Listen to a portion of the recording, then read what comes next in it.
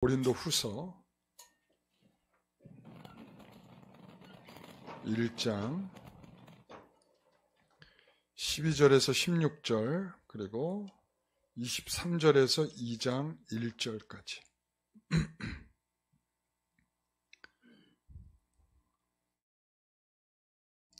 제가 먼저 12절에서 16절까지 읽고요. 그 다음에 23절에서 2장 1절까지는 같이 읽겠습니다.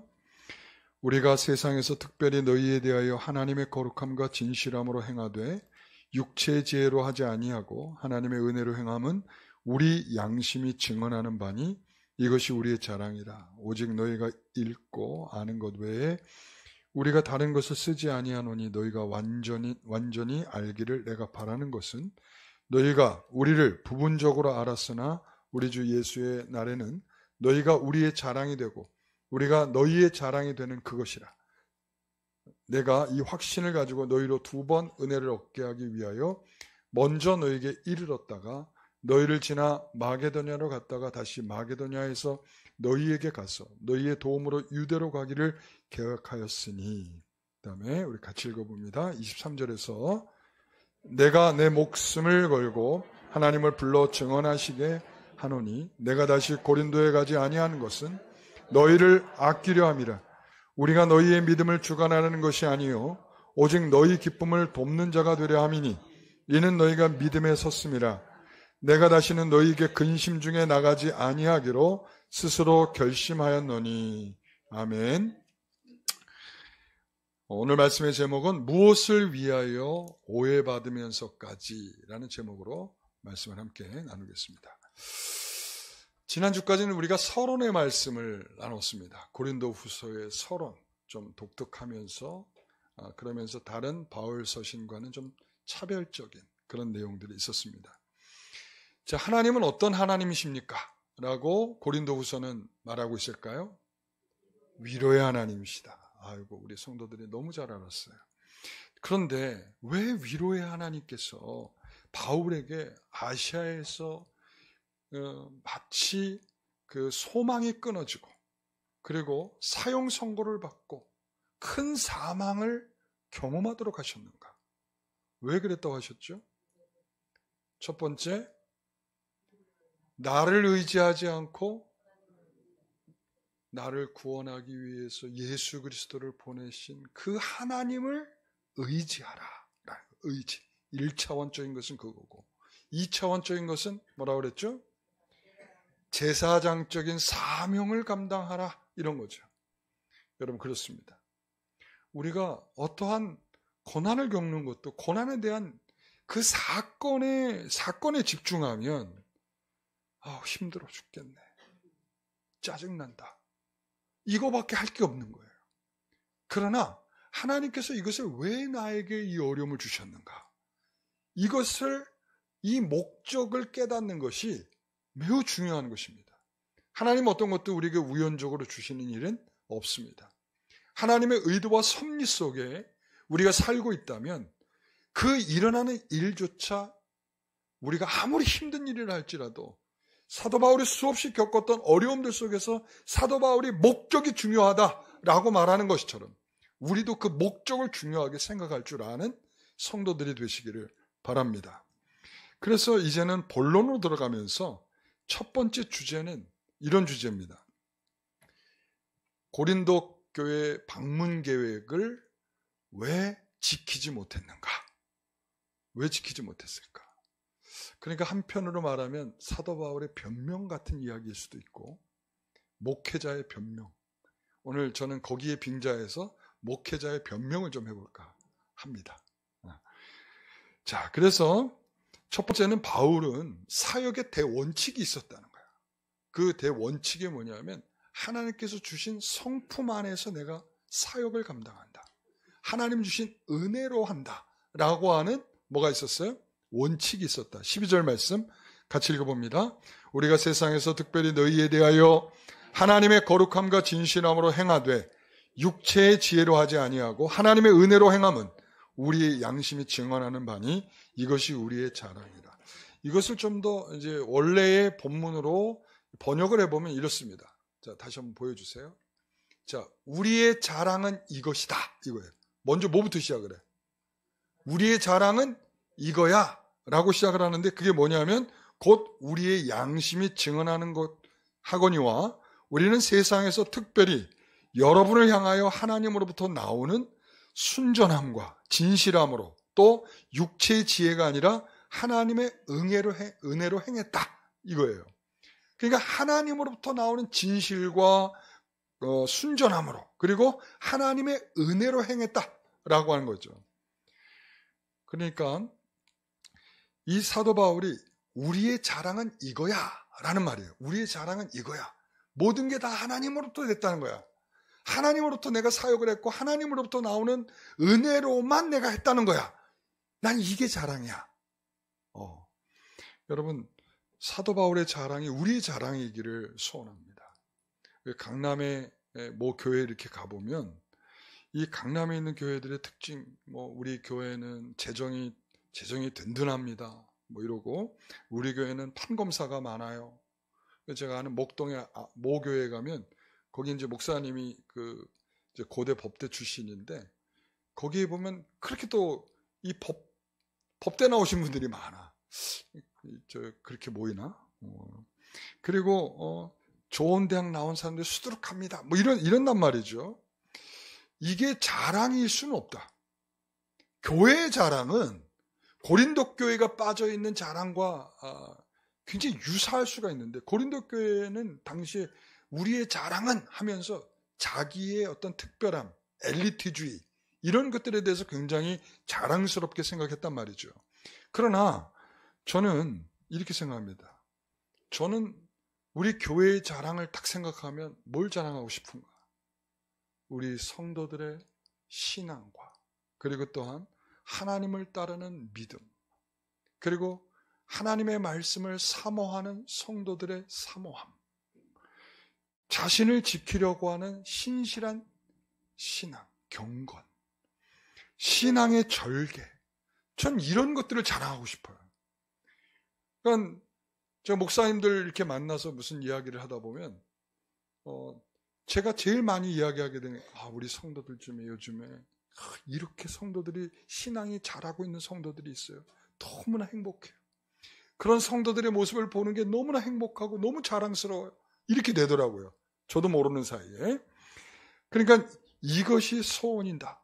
이것이 나의 자랑이다. 우리 교회의 자랑이다. 여러분 그런 마음이시기를 바랍니다. 내 자랑은 무엇으로부터 오느냐? 하나님으로부터 오는 것이다. 라는 거예요. 여러분, 여러분의 자랑이 그런 것이길 바랍니다. 제가 요즘에 기부하는 사람에 대해서 좀 이렇게 생각하다 보니까, 여러분, 주윤발이라고 하는 사람 아시죠? 주윤발. 이 사람이 기부왕이더라고, 기부왕. 얼마를 기부했을까요? 관심이 없어요?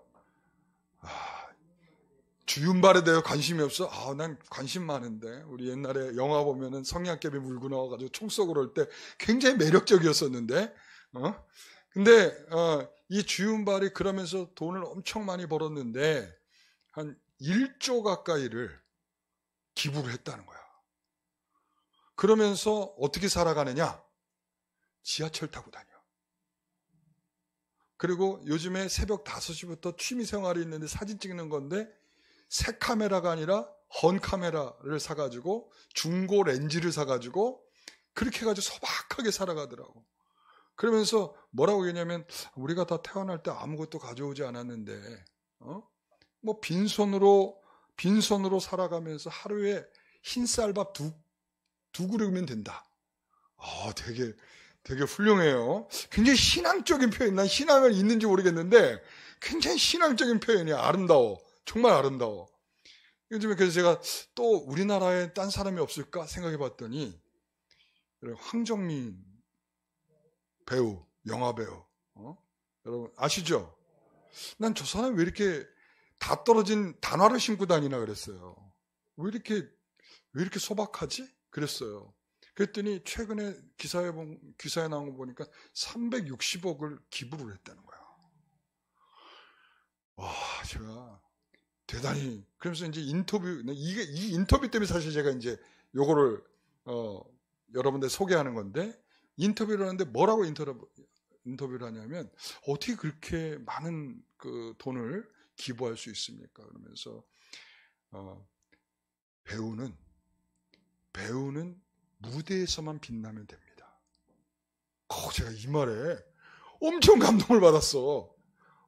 그러면서, 이 사람이 기부한 내용들을 이렇게 딱 보니까, 이런 사람도 잘 없거든요. 뭐냐면, 자기 영화를 찍는데, 스태프들 있잖아요. 스태프들한테 보너스를 주느라고 20억을 기부를 했더라고. 그러니까 이렇게까지 자기가 빛나는 이 무대를 만들어준 그들을 위해서 정말 아낌없이 그래서 그럼 이 사람 어디에 사나 이렇게 보니까 구리에 소박하게 26평에 살고 있더라고. 맨날 운동화 저렇게 다 떨어진 거 신고 다니고 왜 저렇게 살아가나 이랬는데 그렇게 아껴가지고는 360억을 기부를 했더라고요. 정말 멋있다. 제가 이 황정민 씨의 이 말을 인용해서 내가 볼품 없어도 하나님의 은혜로 빛나면 충분한 게 아닌가. 여러분 그렇지 않습니까? 우리가 살아가는 인생이 우리가 원하는 대로 잘 풀리지 않아도 하나님의 은혜로 우리가 살아갈 수만 있다면 우리는 그것으로 인해서 풍성한 은혜를 누리고 살아가는 것이 아닌가. 여러분 어떻습니까? 저는 이것이 바울의 생각이라고 생각합니다. 하나님 이렇게 바울에게 말씀하셨죠. 내 은혜가 내게 족하다.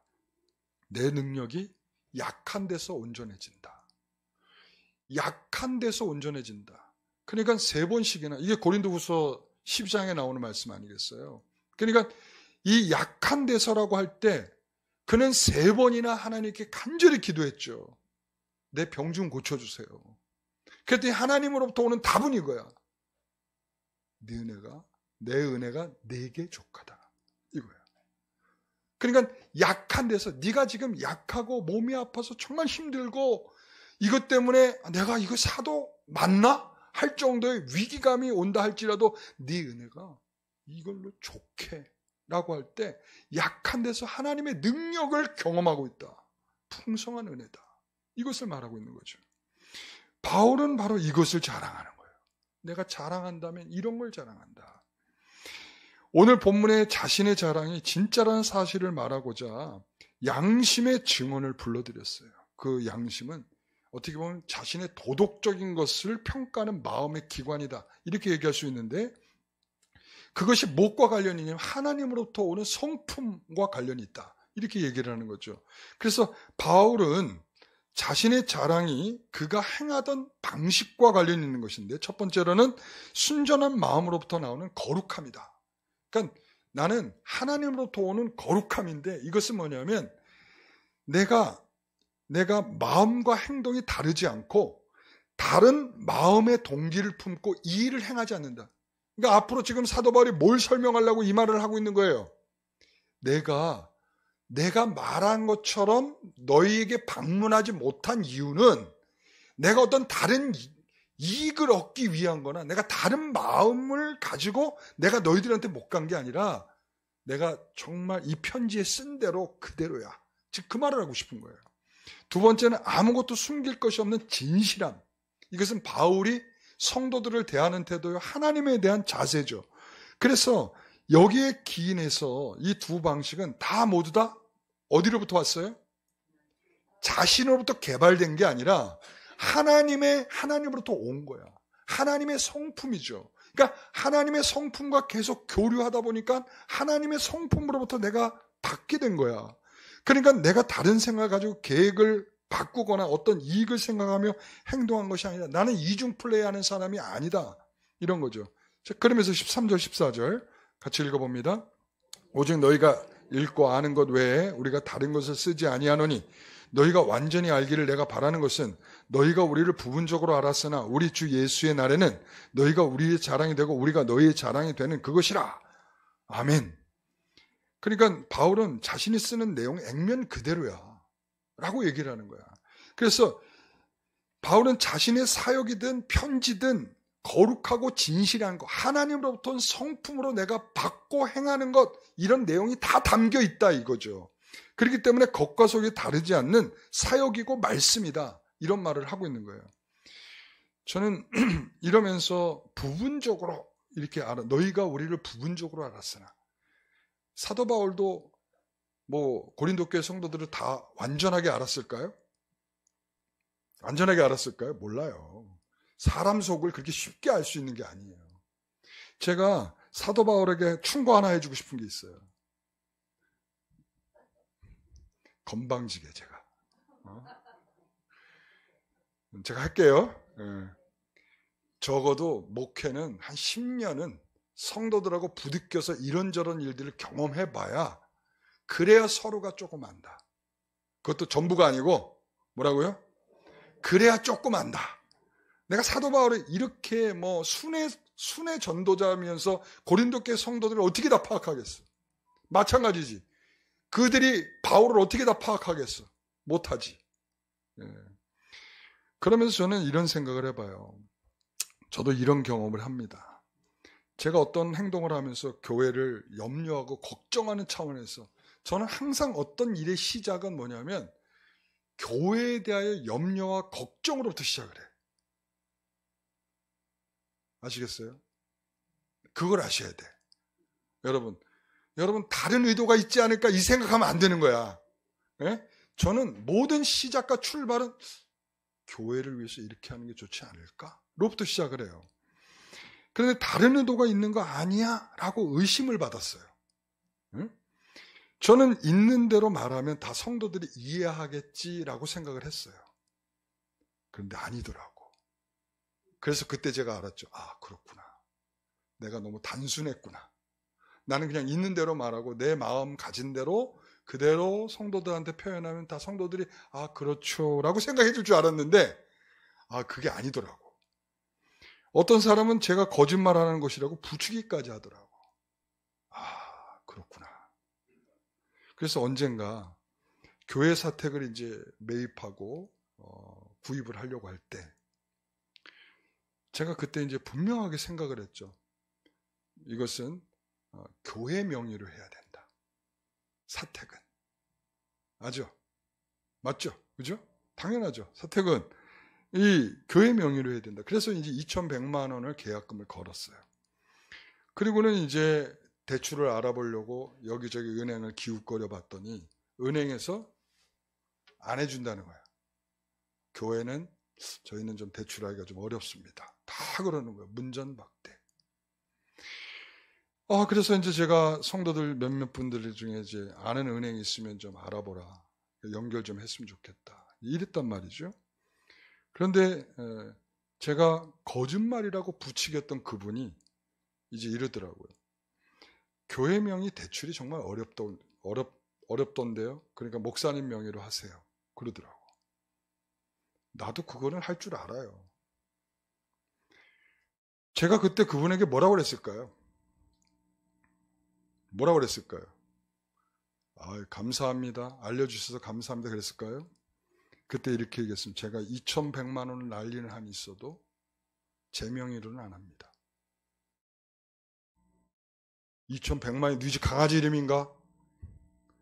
설령 2,100만 원 날리는 한이 있어도 제가 안 한다고 그랬어요.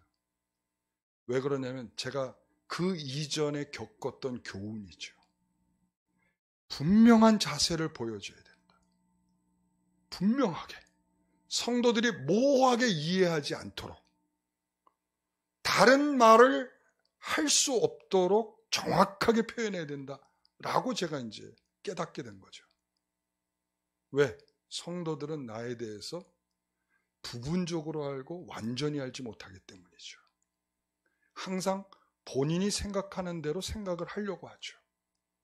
우리는 바로 거기 이 성도들이 빠져 있는 것들도 그렇고, 지금 바울이 우려하고 걱정하는 부분도 바로 그거예요.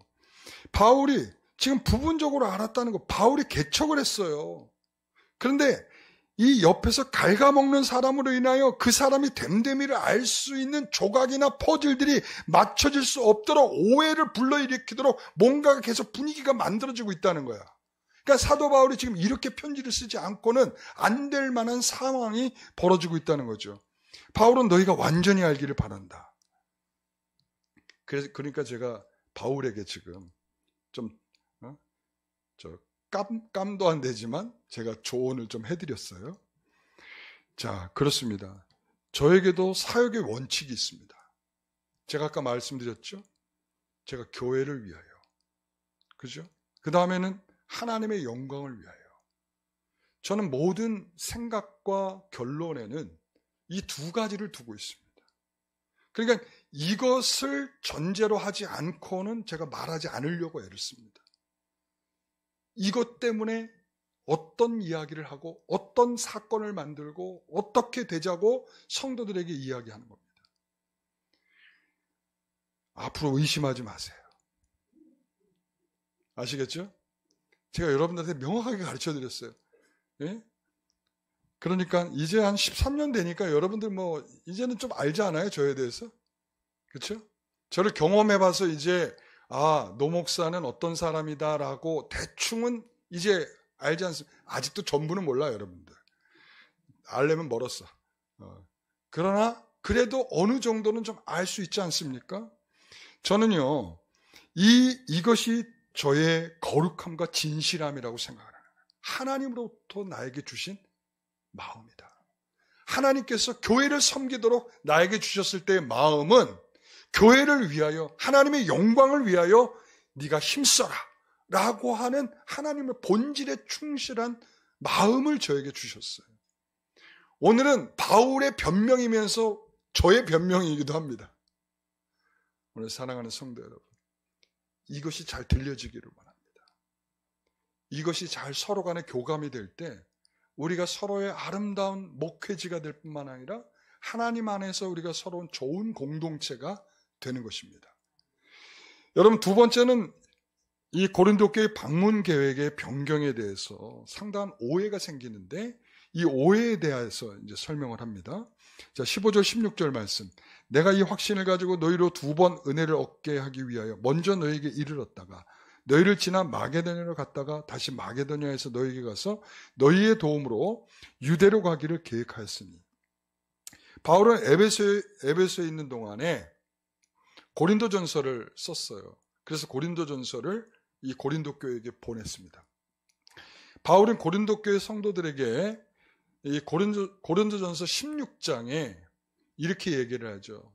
자, 이제 오순절 때까지 난 에베소에 있을 것이고 오순절이 지나면 마게도니아로 갔다가 너희에게 들릴 거야.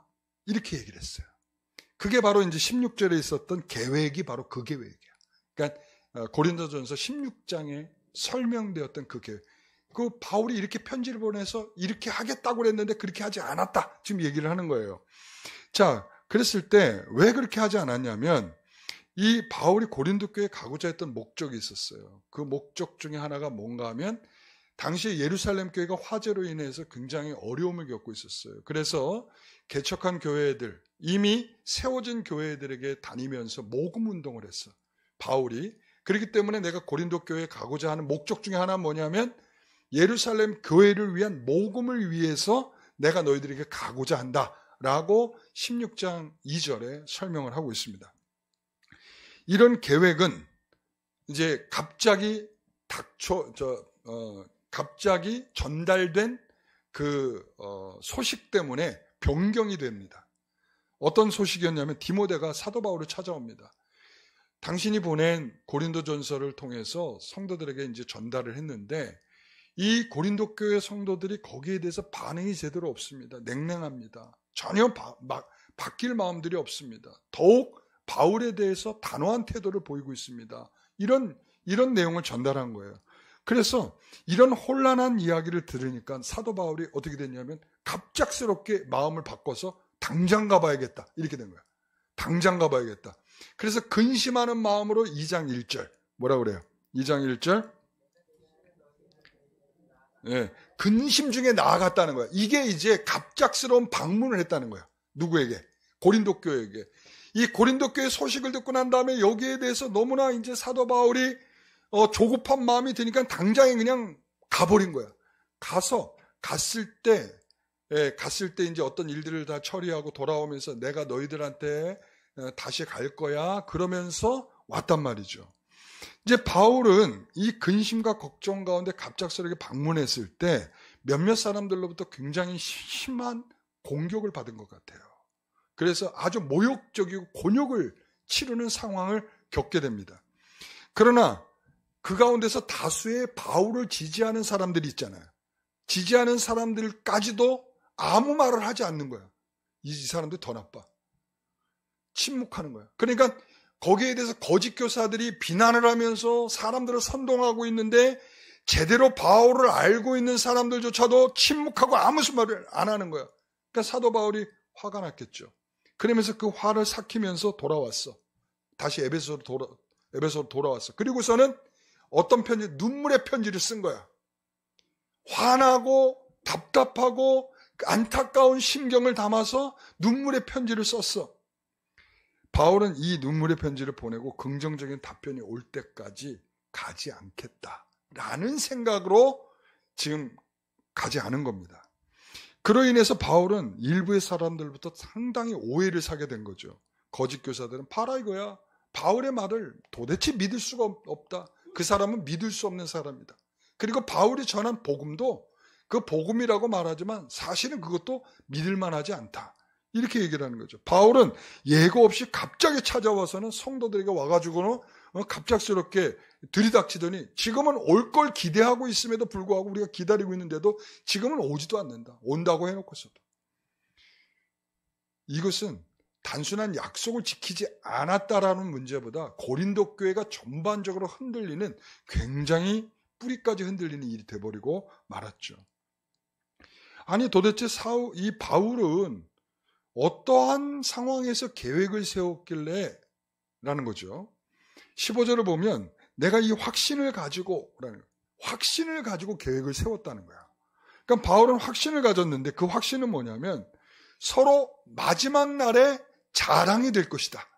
너는 나에게, 나는 너에게 서로가 굉장히 중요한 자랑이 될 것이다. 미래에 대한 확신. 그 다음에 또 하나는 뭐냐면 하나님 자신이 거룩함과 진실함으로 나를 빚어냈듯이 하나님께서 그 모든 의사결정을 인도하셨을 것이다. 그래서 은혜의 인도에 대한 확신을 갖고 있었다는 거죠. 아니 그렇다면 그런 확신이 있었음에도 불구하고 왜 계획을 변경했는가? 무슨 목적이 있었길래? 라고 말할 수 있는 거죠. 첫 번째는 뭐냐면 근심 중에 나가지 않기로 결심했기 때문이다. 고린도후서 2장 1절 말씀 같이 읽어보겠습니다. 내가 다시는 너희에게 근심 중에 나가지 아니하기로 스스로 결심하였느니. 바울은 상황을 심사숙고하고 판단하고 있습니다. 그러니까 바울은 갑작스럽게 고린도 교회를 방문하고 난 이후에 눈물의 편지를 암시하듯이 이 정서적으로 너무 슬프고 아프고 괴롭고 이 힘들었다는 것을 알 수 있어요. 그러니까 내가 다시는 그런 감정으로 너희를 찾아가지 않겠다 이 말이에요. 그러니까 지금 사도 바울의 감정이 좋다는 거예요, 안 좋다는 거예요? 안 좋다는 거예요. 그러니까 내가 이런 감정으로 너희들을 만나는 것은 서로가 절대 득이 될 수 없다. 이렇게 얘기를 하는 거죠. 그러니까 이 성도 중에 우리가 이런 사람들이 있잖아요. 이 성도 중에서도 교회를 떠나기를 결심할 때 보면 뭐가 힘들어서 떠나는, 관계가 힘들어서 떠나는 경우들이 많아요. 관계가. 그러니까 우리는 어떤 사람과 대면하기 힘들 때, 그럴 때가 있잖아. 그러니까 난 저 사람 때문에 정말 교회 나오기 싫은데 이 생각이 들죠. 근데 지나고 나면 별것도 아니야. 지나고 나서 시간 지나고 나면 다 마음이 또 별스럽지 않죠. 그런데 그 당시는 마음이 큰 부담이 되고 잠자기 전에 그 사람의 얼굴이 떠오르고 꿈속에서도 그 사람이 또 나오고 자다가 깨면 그 사람으로 또다시 뒤범벅이 돼가지고 어떻게 피를 말리듯이 정서적으로 힘들 때가 있어요. 여러분 그럴 때 없어요? 저도 있어요. 저도 있어. 정말 힘들어. 정말 힘들어. 내가 어느 때 솔직히 이런 생각도, 하나님 그 사람 좀 교회 좀 내보내 주시면 안 돼요? 솔직히 이런 기도를 하려고 할 때가 있었어요. 하진 않았어요. 제가 그런 문제가 생기면 새벽에 그분은 첫 번째 타임의 기도 대상자야. 하나님께서 다뤄주십시오. 그러니까 정말 제가 그런 일들을 겪으면서, 여러분 다 그렇잖아요. 우리가 살다 보면 다 힘든 일들이 많잖아요. 사람이 제일 힘들어. 그리고 앞뒤가 다른 사람 대하는 게 제일 힘들어. 액면 그대로는 투박한 사람이랄지라도 나는 되게 좋아. 왜? 정직하거든. 심플하거든. 예전에 제가 문제 있을 때도 그분은 저에게 찾아와서, 목사님 이거 맞습니까? 딱 묻더라고. 예, 그거 맞아요. 딱 끝. 액면 그대로야. 난 그게 너무 좋더라고. 너무 감사하고. 그러니까 우리에게 있어서 항상 그런 거예요. 그러니까 이 사람 대할 때 제일 힘든 게 뭐냐면 속과 겉이 서로 다른 입장에 있는 사람들. 아까 하나님으로부터는 정서가 없는 사람들. 그러니까 여러분 이런 정서가 또 쉽게 바뀌지도 않아. 하나님께서 확 뒤집어주지 않는 이상은 그런 것들이 잘 바뀌어지지가 않아. 여러분 바울은 이런 당사자는 이 시끄러운 논쟁을 버리기 싫으니까 조용히 교회를 떠나듯이, 사도 바울은 지금 내가 가서 이 시끄러운 감정을 가지고 내가 너희들을 대한다면 그 자체가 얼마나 어렵게 만드는 일이 되겠느냐, 이런 거죠. 그러니까 바울은 고린도 교회 성도 정서적인 문제가 엉키는 것을 하지 않기 위해서 그런 오해에도 불구하고 안 간다, 이런 말이죠. 저는 이 부분이 정말 많이 공감돼요. 제가 목회자로서 많이 공감이 됐어. 그렇구나. 그래서 바울은 정말 목회자구나. 목회적인 생각을 가지고 이렇게 하는구나. 이런 생각을 하게 되었어요. 두 번째는 심판하는 마음으로 그들을 만나려 하지 않았기 때문이에요. 고린도후서 10장 3절, 우리가 육신으로 행하나 육신에 따라 싸우지 아니하노니, 이랬습니다. 고린도 교회 일부의 사람들은 바울 일행을 가리켜 자신의 유익을 위해서 행동하니까 못 믿을 사람이야 라고 했단 말이죠. 바울은 그런 사람들과 육신으로 싸우기를 원하지 않았다는 거죠. 여러분, 바울은 자신이 개척한 교회에서 자신을 대적하고, 그리고 언제부터 생긴 사람들이라고 거짓 교사들이 들어왔는데 그 거짓 교사의 말은 그렇게 잘 듣느냐. 우리가 이런 사람들이 있어요. 집에서도 보면 서로 남편 말, 아내 말은 지그리 안 듣는데 남의 말은 아주 찰떡같이 잘 듣는 사람들이 있어. 난 그 사람들 정말 손해 많이 보고 살 사람들이라고 생각해. 우리 집에도 있어.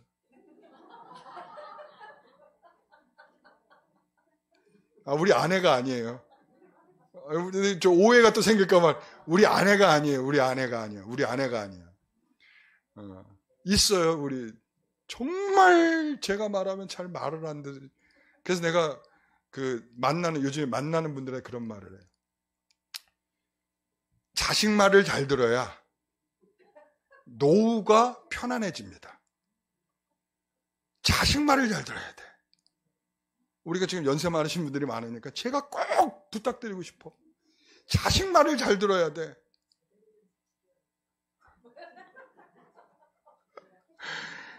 예. 그거는 기본적인 거죠. 예. 그래요. 자, 그러니까 남의 말을 잘 듣는, 지금 사도 바울이 괘씸한 이유가 뭐냐면, 내가 그렇게 씨를 뿌리고 복음을 전해가지고 교회를 개척해놨더니 거짓 교사들, 그 거짓된 말에는 그렇게 쏙 넘어가가지고 마치 자기 부모, 자기 남편을 욕하고 있는데도 거기에다가 같이 히덕거리고 있는 아내와 똑같아. 이게 말이 되냔 말이죠, 이게. 그러니까 여기에 대해서 바울은 자신에 대한 비난은 얼마든지 마음으로 견뎌낼 마음이 있어요. 왜? 사도 바울은 자기 편지를 쓰면서도 그런 말을 하잖아. 나는 만물의 찌꺼기야. 난 만삭되지 않고 태어났어. 죄인 중에 괴수야. 자기 스스로를 이렇게 표현하는 사람이야. 그러니까 누가 나에 대해서 개인적으로 비난을 하더라도 받아들일 마음이 있어요. 정당하다면. 근데 문제는 뭐냐면 그것으로 인해서 뭘 의심을 하고 있냐면 사도권을 의심해요. 이건 누가 부여하신 거예요? 주 예수 그리스도의 사도된 나 바울은 이러잖아요. 그러니까 왜 바울이 편지를 쓰면서 이 말을 핵심적으로 써 넣는 거냐면 자꾸 사도권을 의심하는 거야. 너 사도 맞아? 이 고린도 후서의 배경 속에는 가장 크게 들어있는 내용 중에 하나가 뭐냐? 사도권 의심이야. 그러니까 내가 개척해서 그렇게 복음을 전하고 그렇게 힘써서 해놨는데도 불구하고 그들은 당신은 사도가 맞아요? 라고 생각을 하고 있는 거야. 환장할 노릇이죠. 그러니까 사도 바울은 다른 것은 참아낼 수 있어. 나를 비난하는 거 참을 수 있어. 그러나 사도권을 의심받고 복음이 의심받는 거에 대해서는 견딜 수가 없는 거예요. 그러니까 바울이 육신을 따라 싸우지 않겠다라고 하는 것은 자존심 문제로 싸우지 않는다. 적어도 나를 비난하는 문제로 내가 싸울 마음은 없다. 가서 그들과 싸운다면 뭐 때문에 싸우겠어요? 복음에 대한 문제. 그죠? 그러나 이제 사도 바울이 이제 그 얘기는 달리 하고 있기 때문에 사도 바울이 여기서 뭘 생각하느냐? 덕을 세우려는구나. 이걸 통해서 사랑의 덕을 세우려고 하는 바울의 신앙을 보게 되죠. 세 번째는 주께서 내게 주신 권세는 무너뜨리는 것이 아니고 뭐다? 세우는 것이다. 고린도서 10장 8절 같이 읽어봅니다. 주께서 주신 권세는 너희를 무너뜨리려고 하신 것이 아니요 세우려고 하는 것이니 바울은 교회를 무너뜨리려고 하는 자들에 관대하지 않았습니다. 그러니까 그것을 구분하고 있어요. 고린도 교회 성도들과 고린도 교회 성도들을 항상 어떻게 칭하냐면 너희 이렇게 칭한다면 그 다음에 여기에 적대자들에 대해서는 뭐냐? 이런 자들이라고 표현을 해요. 그러니까 너희와 이런 자들을 구분하고 있는 거야. 그러니까 계속 이런 자들에 의해서 복음이 훼손되고 있는 너희에 대해서는 내가 관대하고 사랑으로 대해야 되지만 이 대적자들에 대해서는 어떻게 해야 돼? 거기에 대해서는 단호하게 해야 된다. 이렇게 구분하고 있다는 거예요. 그러니까 바울이 엄히 권징하고 심판할 대상은 누구라는 거예요? 대적자들이죠. 그러니까 바울이 사도적 권한을 사용할 때 무너뜨리기 위한 것이 아니라 무너뜨려야 할 대상이 있죠. 누굽니까? 거짓 교사들이죠. 대적자들이죠. 그러나 세워야 할 대상이 있죠. 누굽니까? 너희죠. 고린도 교회 성도들이란 말이죠. 그러니까 바울이 받은 권세는 교회를 세우려고 하는 것이다. 그렇기 때문에 우리가 이런 거 있잖아요. 자연스럽게 하나님께서 행하실 때까지 나는 기다리겠다 라고 하는 마음으로 목회적인 마음이죠. 네 번째는 너를 아끼는 마음으로 가지 않기 때문이다. 그러니까 내가 너를 아끼기 때문에 가지 않겠다. 이런 말하는 고린도후서 1장 23절 같이 읽어봅니다. 내가 다시 고린도에 가지 아니하는 것은 너희를 아끼려 함이라. 바울이 고린도로 가려는 계획을 수정한 것은 깊은 고민과 그리고 고린도 교회 성도들에 대한 애정에서 나오는 판단이다. 이렇게 얘기하고 있어요. 그러니까 지금 가서 옳고 그름을 따져야 돼. 그렇잖아요. 그런데 사도 바울은 여기서 옳고 그름을 따지는 사람이 아니에요. 우리가 사도 바울의 성격상 옳고 그름을 따지는 사람이 아니에요. 자기를 향하여서는 자기의 기준을 위해서는 뭐가 있어야 돼요? 옳고 그름이 있어야 되죠. 여러분 그렇습니다. 내가 참된 성도냐를 판단하기 위해서 뭐가 있어야 돼요? 옳고 그름이 있어야 돼. 그러나 다른 사람을 판단할 때는 옳고 그름을 판단하면 안 돼요. 왜 그렇습니까? 여러분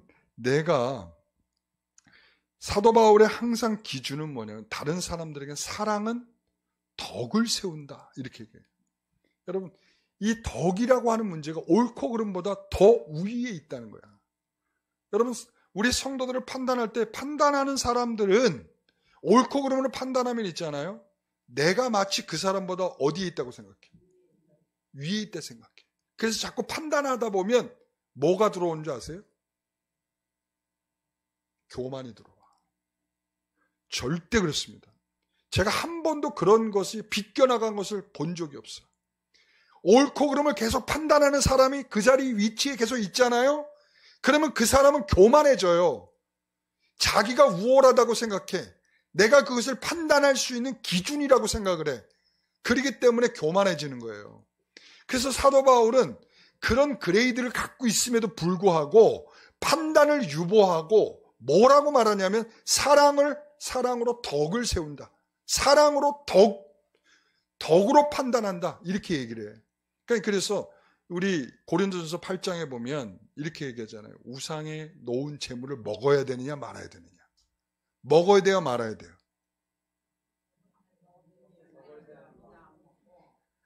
자, 여기에서 옳고 그름으로 따진다 그러면 먹어요, 안 먹어요? 먹어요. 옳고 그름을 따지면 먹어요. 왜 먹어? 하나님은 하나님이시기 참된 신이고 다른 신은 없기 때문에 우상은 없다는 거야. 없는 것 앞에 놓았던 음식 먹어도 된다 이거야. 그런데 내가 먹지 않는 것은 연약한 성도들이 그것을 먹다가 내 흉내내다가 시험에 들까 봐 나는 그것을 먹지 않겠다라고 말하는 거예요.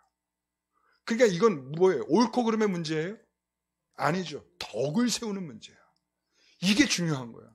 사랑하는 성도 여러분, 우리가 다른 사람을 판단할 때 덕을 세우는 말을 하셔야 돼요. 덕으로 해야 돼요. 덕으로. 내가 너 보니까 아유 너 왜 그렇게 해? 라고 말하지 마세요.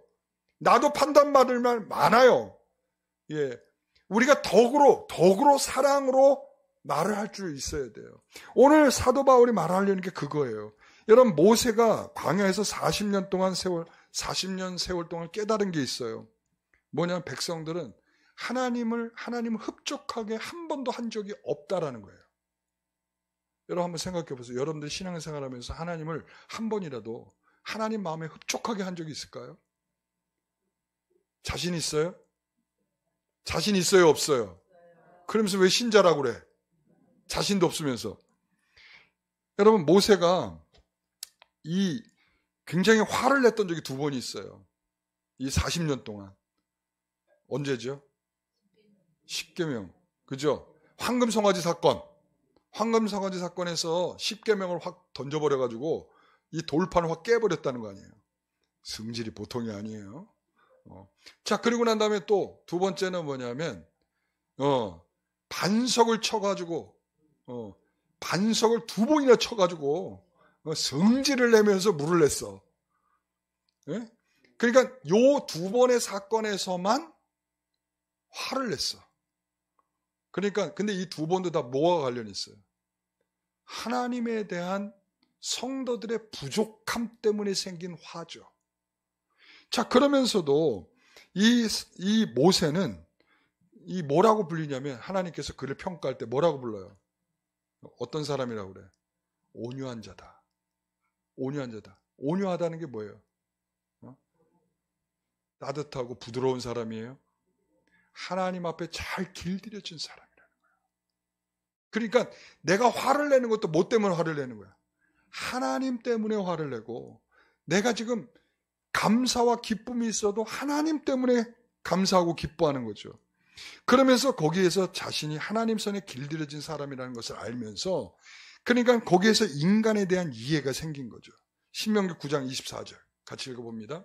내가 너희를 알던 날부터 너희가 항상 여호와를 그러니까 인간이라고 하는 자체는 항상 뭐 하는 것밖에 할 줄 몰라. 하나님을 거역하는 것밖에 할 줄을 몰라.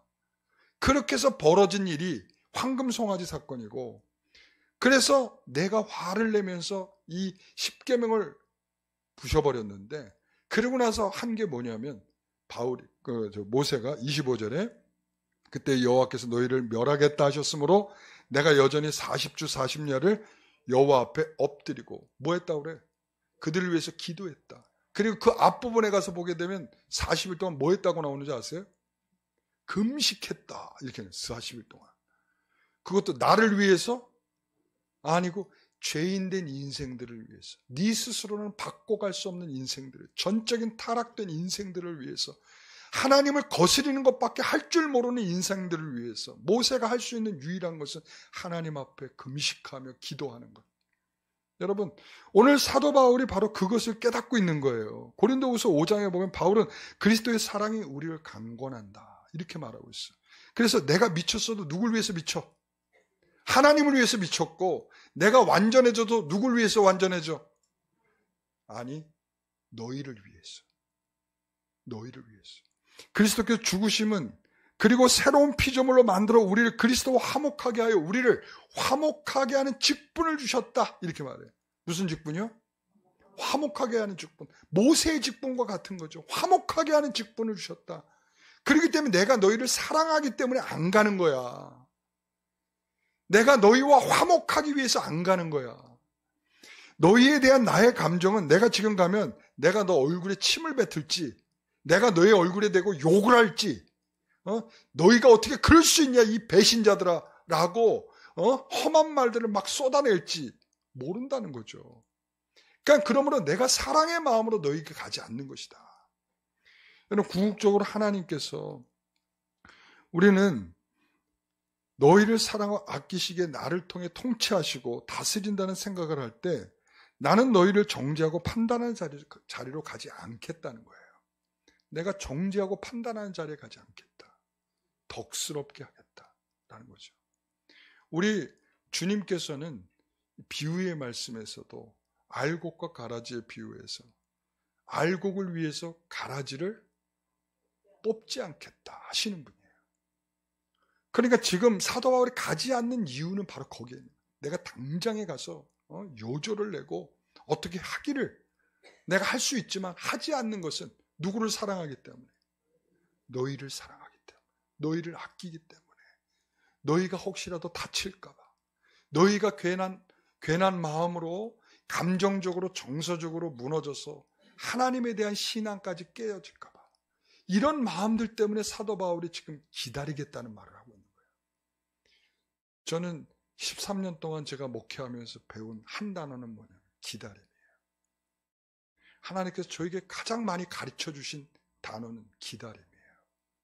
기다려라. 내가 하겠다라는 거죠.